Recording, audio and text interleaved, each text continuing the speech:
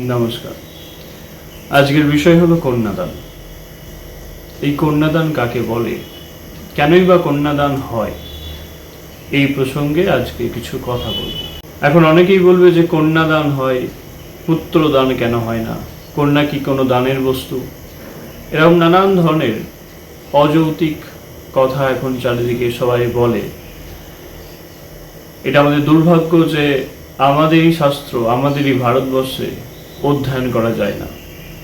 যদি সঠিক শাস্ত্র অধ্যয়ন করা হয় তাহলে এই দেশ আবার বিশ্বগুরুর জায়গায় পৌঁছাতো।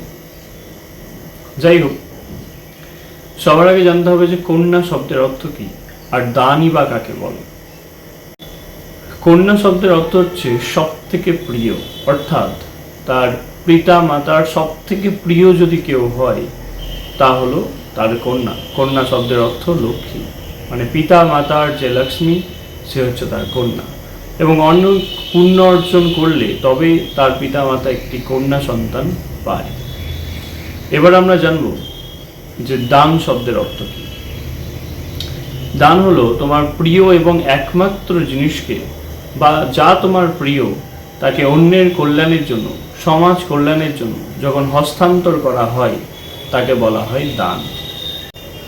তার মানে আমরা জানতে পারলাম যে কন্যা শব্দের অর্থ হচ্ছে সব থেকে প্রিয়, এর থেকে প্রিয় আর কিছু হতেই পারে না। এবং দান শব্দের অর্থ হচ্ছে সব থেকে প্রিয়কে হস্তান্তর করা অন্যের কল্যাণের জন্য।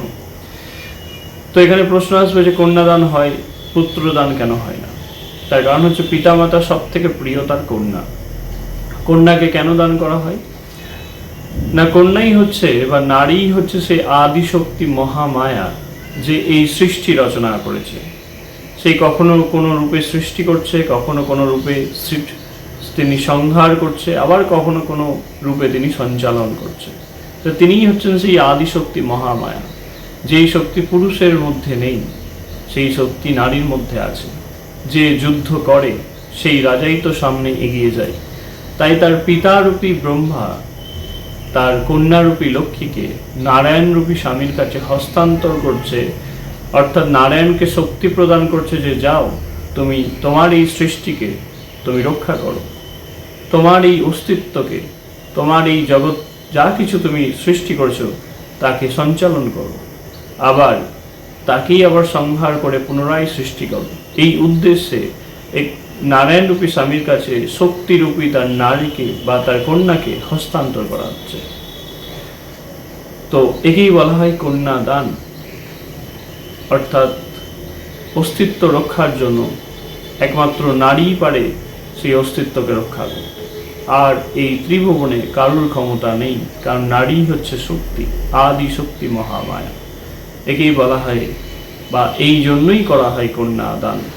পুরুষ কেবলমাত্র ধরিত্রী দেবীর ওপরে বীজ রোপণ করতে পারে, কিন্তু নারী বা ধরিত্রী দেবী সেই বীজ থেকে বৃক্ষকে বড় করে তাকে ফল ফলিয়ে লালন পালন করে এই প্রকৃতির পুষ্টি সাধন করে। একেই বলা হয় নারী, একেই বলা হয় কন্যা, আর একেই বলা হয় কন্যাদান। নমস্কার।